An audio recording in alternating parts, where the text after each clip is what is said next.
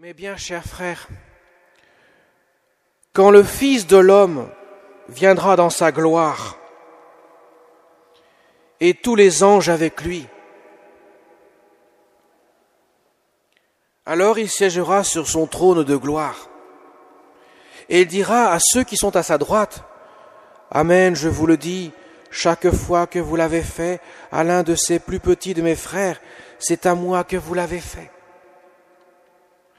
Mes chers amis, nous fêtons cette grande solennité qui est le Christ roi de l'univers, qui clôture la série des dimanches de l'année liturgique. Dimanche prochain, nous entrerons dans le temps de l'Avent pour célébrer l'avènement du Christ. D'abord l'avènement dans sa gloire, puis, bien sûr, l'avènement dans la crèche de Bethléem. Mais aujourd'hui, le Seigneur nous montre, nous décrit quel est le mystère du royaume de Dieu, comment on peut entrer dans le royaume de Dieu, et aussi comment on ferme la porte du royaume de Dieu à son cœur. Jésus n'a-t-il pas dit aux pharisiens, lorsqu'il lui posait la question, quel est le plus grand commandement ? Jésus répond, tu aimeras le Seigneur ton Dieu de tout ton cœur, de toute ton âme, de toute ta force, et tu aimeras ton prochain comme toi-même. Ces deux commandements n'en font qu'un, puisqu'ils proviennent de la même source. Et voilà que Jésus dit qu'il y aura une séparation entre ceux qui sont à sa droite et ceux qui sont à sa gauche. Alors bien sûr, ça n'a rien à voir avec la droite et la gauche politique, évidemment. Les brebis d'un côté, les boucs de l'autre côté. Et qu'est-ce qui distingue ceux qui sont à sa droite de ceux qui sont à sa gauche ? Les uns ont mis en acte le commandement de l'amour et les autres ne l'ont pas fait.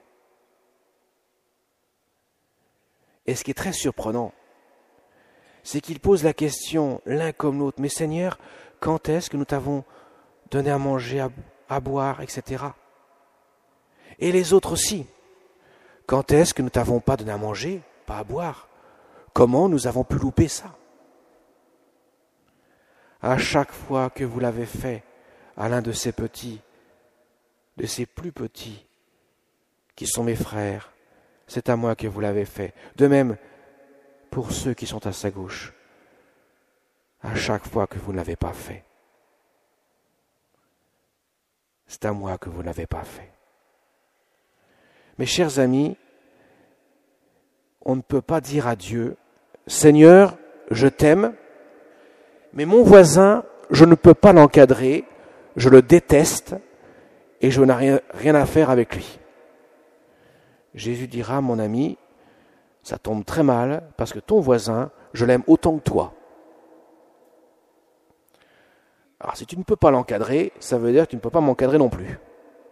Tu ne peux pas mettre un frein à l'amour de ton prochain sans mettre un frein à l'amour pour moi. Autrement dit, c'est de la mesure dont tu appliques à l'amour de ton prochain que le Seigneur, que je peux t'appliquer cette mesure, parce qu'elle va de pair. Je ne peux pas aimer de manière sélective. J'aime de la mesure du Christ. Même mes ennemis. Jésus dira, si vous aimez vos amis, vous ne faites rien d'extraordinaire. Les païens en font autant. Moi, je vous demande d'aimer vos ennemis, de ne pas répondre, de ne pas riposter au mal qu'il vous fait. Œil pour œil, dent pour dent, c'est terminé. Je vous demande d'aimer vos ennemis, même ceux qui vous persécutent, même ceux qui vous mettent à mort, comme le feront tant de saints le feront.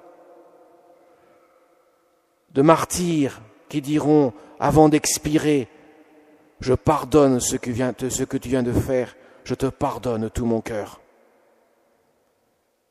Comment pourrait-on dire à Jésus sinon, « Seigneur, donne-moi ton amour, si moi je ne veux pas donner le mien, qui n'est autre que celui que je reçois de toi, pour aimer l'autre. »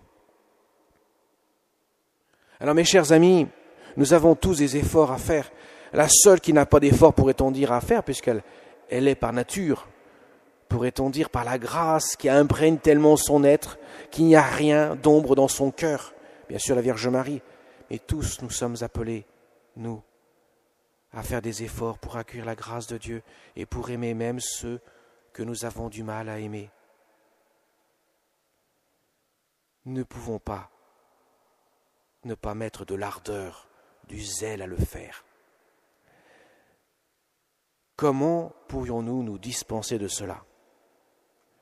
Nous mettons souvent tellement d'ardeur et de zèle à préserver notre compte en banque, à acquérir telle ou telle chose, à avoir tel ou tel plaisir ou tel loisir, et nous négligerions ce qu'il y a de plus précieux dans notre cœur, l'amour que Dieu nous donne, nous le metterions dans une espèce de boîte étanche, hermétique, de telle sorte qu'il ne servirait plus, il ne servirait pas pour mon frère que je dois apprendre à aimer, même s'il m'insupporte. Vous savez, Sainte Thérèse de l'Enfant Jésus, dans son Carmel, un Carmel c'est petit, c'est pas très grand, l'abbatiale c'est immense à côté. Je ne vous explique pas, dans un Carmel, les sœurs sont pas loin l'une de l'autre. Et il y avait une sœur à côté de Sainte Thérèse qui faisait du bruit pendant l'oraison, qui, pourrait-on dire, agaçait ses nerfs. Elle aurait pu en vouloir terriblement, cette sœur. Surtout dans un Carmel, pourrait-on dire, les options sont relativement limitées. Alors la moindre bricole, ça peut prendre une ampleur démesurée. Eh bien, savez-vous que cette sœur, elle pensait être la préférée de Sainte Thérèse. Sainte Thérèse mettait une ardeur à manifester, à redoubler d'amour pour cette sœur, de telle sorte que visuellement, ceux qui voyaient Sainte Thérèse disaient qu'elle avait une attache particulière pour cette sœur, alors que, naturellement, dans son cœur, elle faisait de gros efforts pour dire « Seigneur, aide-moi à l'aimer comme moi-même, à l'aimer avec ton amour à toi, parce que j'ai vraiment beaucoup de mal à supporter son bruit, à supporter son attitude. » Elle n'avait pas une empathie naturelle. Eh bien, par la grâce, elle a tellement vaincu, pourrait-on dire, cette antipathie naturelle en elle, que justement, on pensait qu'elle le préférait à toutes les autres. C'est ça l'amour du prochain. C'est pas un sentiment, un petit guillis dans le cœur qui fait que j'aime naturellement les autres. Jésus ne demande pas d'avoir des sentiments, des guilis. Les guilis, c'est pas de l'amour. Les sentiments, je suis désolé mes chers amis, ça ne suffit pas. Si quand j'entends quelqu'un qui me dit à son conjoint, écoute, je te quitte parce que je t'aime plus, parce que je ressens plus rien pour toi, j'ai envie de dire, mon pauvre ami, c'est que tu n'as jamais aimé. Si tu commences à aimer uniquement, si tu l'aimes uniquement avec des sentiments, tu n'as pas commencé à aimer. Il faut aimer avec sa volonté. On sait qu'on aime quelqu'un quand ça commence à coûter. Quand ça ne coûte pas, c'est facile. Mais quand ça commence à coûter, quand il faut donner sa vie, ça veut dire aussi supporter l'autre, ses manies, ses tics, ou je ne sais quoi encore. Ça demande du renoncement. Et Jésus nous demande cela, d'aimer avec notre volonté. Pensez-vous que sur la croix, il donnait sa vie pour des amis? Il donnait sa vie pour des ennemis que nous étions, parce que nous étions tous ennemis à cause du péché.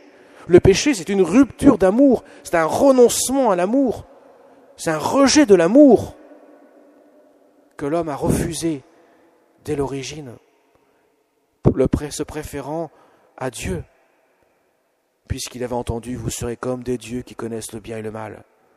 Pourquoi passer par Dieu? Autant s'en priver, nous serons Dieu nous-mêmes. Jésus a donné sa vie pour des ennemis que nous étions, pour nous faire amis, pour que nous puissions accueillir son amour miséricordieux, afin que nous puissions aimer comme lui-même nous aime. Et je vous donne un commandement nouveau.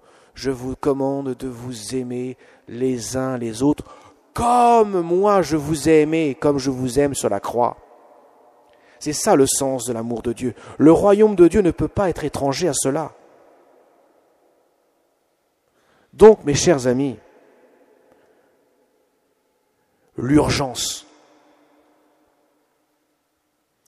La seule chose, pourrait-on dire, qui soit fondamentalement utile dans notre vie, car si celle-ci n'y est pas, tout le reste n'a aucune importance, c'est d'aimer mon frère, mon prochain, comme moi-même. Tant que je n'ai pas mis toute l'ardeur de mon cœur avec la grâce de Dieu, je n'ai rien fait. Mais rien. Tout le reste devient secondaire. Car Jésus l'a dit, on reconnaîtra, mes disciples, à l'amour que vous aurez les uns pour les autres. Et quand on se présentera devant le bon Dieu, on ne demandera pas si j'appartenais à telle chapelle ou à telle autre, si j'ai bien défendu telle chose ou telle chose. Le Seigneur dira, est-ce que tu as aimé?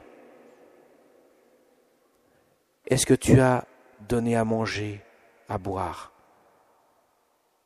visité, accueilli l'un de ces plus petits qui sont mes frères? C'est là-dessus que nous serons jugés, la charité. Parce que vous savez, quand on va quitter cette terre, on va aller, bien sûr, dans un cercueil, et on ne verra pas le coffre-fort sur le cercueil. Parce que tout ce qu'on a accumulé sur la terre va rester ici-bas. La seule chose que nous emporterons avec nous, et ça, soyez-en sûrs, c'est la charité, l'amour.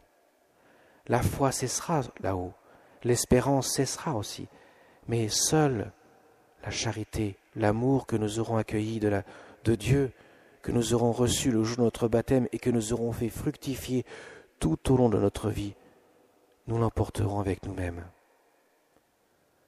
Ce sont les pépites que le Seigneur, les talents qu'il demande de faire fructifier. Car celui qui a recevra encore, et il sera dans l'abondance. Mais celui qui n'a rien se fera enlever même ce qu'il a, dit Jésus. C'est pour dire que si je n'ai pas cherché de tout mon cœur à aimer, à pardonner, nous devons être, nous les chrétiens, les champions du pardon. Nous devons rivaliser pour pouvoir pardonner sans cesse. Saint Pierre posera la question à Jésus, « Seigneur, combien de fois dois-je pardonner mon frère » 77 fois, 7 fois. Ça veut dire toujours. Toujours, sans cesse, de manière illimitée. Parce que Jésus nous pardonne sans cesse. Mais son pardon ne peut être effectif que dans la mesure où moi-même je pardonne, où moi-même je suis en état d'accueillir son pardon. Voilà pourquoi, mes chers amis, une fois de plus, il faut se tourner vers la Sainte Vierge, notre Mère du ciel, son cœur immaculé. Elle nous montre comment aimer. Sur la croix, Jésus lui a confié cette mission. Demandons à notre Mère du ciel que nous puissions nous aussi entrer dans l'épaisseur du mystère de la croix, qui est l'épaisseur du mystère de l'amour de Dieu, infiniment miséricordieux, venant combler nos cœurs des largesses infinies de son amour. Dans le cœur immaculé de Marie, nous avons l'aide nécessaire et suffisante pour pardonner à qui que ce soit, même les plus graves choses de la vie. Et je terminerai par cet exemple. Sainte Maria Goretti, une fille de 12 ans, a été martyrisée par son bourreau parce son bourreau voulait abuser d'elle. Bien sûr, elle s'y est opposée. Juste avant d'expirer, elle lui dit, une fille de 12 ans, elle lui dit, je te pardonne de ce que tu viens faire. Et vous savez ce qui s'est passé quelque temps après? Lors de la canonisation de Sainte Maria Goretti, qui a vécu au début du XXe siècle, en Italie. Son bourreau était présent. Lors de la canonisation, il a été converti. cette fille de 12 ans a pardonné à son bourreau. Le pardon qu'elle a accordé a été un bouleversement pour cet homme-là. Il a été converti. Si mes chers amis, le Seigneur nous donne des exemples comme ça, non pas qu'il veuille des choses horribles comme cela, mais il se sert de cela pour montrer à quel point l'homme, avec sa grâce, peut transformer un cœur lorsqu'il est témoin de la miséricorde de Dieu. Eh bien, demandons à Sainte Maria Goretti aussi de nous aider aussi à pardonner, et à la Vierge Marie d'entrer dans la dimension du cœur de son Fils bien-aimé. Amen.